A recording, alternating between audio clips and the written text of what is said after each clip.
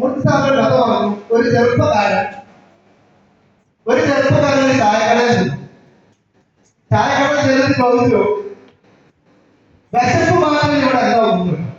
അപ്പൊ അർജുൻ സാറ് പറഞ്ഞ പോലെ കുറച്ച് എണ്ണക്കടയിൽ കുട്ടി കാണിച്ചു പറഞ്ഞു, വിശപ്പ് മാറ്റാൻ ഇതൊക്കെ ഇതാണോ നോക്കിപ്പോ 5-8 തരം ഉൽപ്പന്നങ്ങൾ അവിടെ ഉണ്ടാക്കി വെച്ചിട്ടുണ്ട്.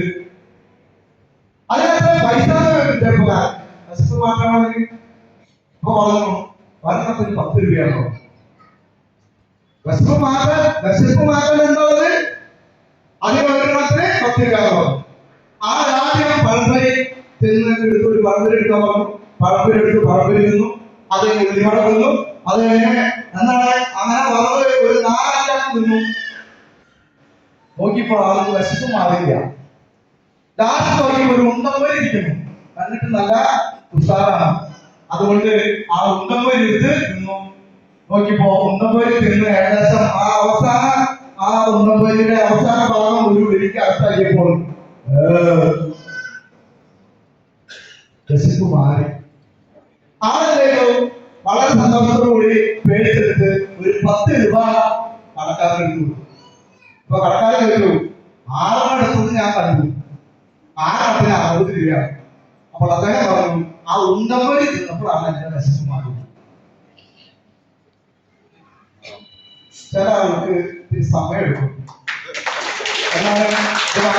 അതായത് ആർക്കൊരു വിശപ്പ് മാറ്റാൻ ഇഷ്ടംപോലെ കാരണങ്ങളുണ്ട്. എന്തൊക്കെയുണ്ട്? ആരോഗ്യമുണ്ട്, സന്തോഷമുണ്ട്, ടൂറുണ്ട്, എന്ത് വേണം ഒരു മനുഷ്യ ജീവിതത്തിൽ ആഗ്രഹിക്കുന്നത് എന്താണോ അതൊക്കെയുണ്ട്. അതുകൊണ്ട് നിങ്ങൾ ആരും വിചാരിക്കരുത് ഇതുവരെ കിട്ടിയ പഴംപൊരിയോ ഉണ്ണപ്പൊരിയോ അല്ല നിങ്ങളുടെ വിശപ്പ് മാറ്റാനുള്ളത്. 4 മണി വരെ ഇരുന്നാൽ വിശപ്പ് മാറ്റാനുള്ളത് അർജുൻ സാറ് കൊണ്ടുവന്നിട്ടുണ്ട്. അതും കൂടി എന്താണ് വിശപ്പ് മാറ്റാനുള്ളത് എനിക്കറിയില്ല. അതുകൊണ്ട് എന്റെ വിശപ്പ് മാറ്റാനുള്ളതൊക്കെ ആസ്തിയിലുണ്ട്. എന്റെ ജീവിതത്തില് നേട്ടമുണ്ടാക്കാനുള്ളതൊക്കെ ആസ്തിയിലുണ്ട്. എന്റെ ജീവിത സൗന്ദര്യം നേട്ടമുണ്ടാക്കാനുള്ളതൊക്കെ ആസ്തിയിലുണ്ട്. മനസ്സിലാക്കിയത് കൊണ്ടാണ് അടികൾക്ക് നിൽക്കുന്നത്. അങ്ങനെ തീരുമാനമുള്ള ആളുകളിലേക്ക് എത്തിച്ചപ്പോൾ എന്നെ കൊണ്ട് സാധിക്കില്ല എന്ന് പറഞ്ഞു. എന്റെ വീട്ടിൽ പോലീസ് വരുന്നവരാണ് ആസ്തി. പക്ഷേ ഞാൻ എന്ത് ചെയ്തു?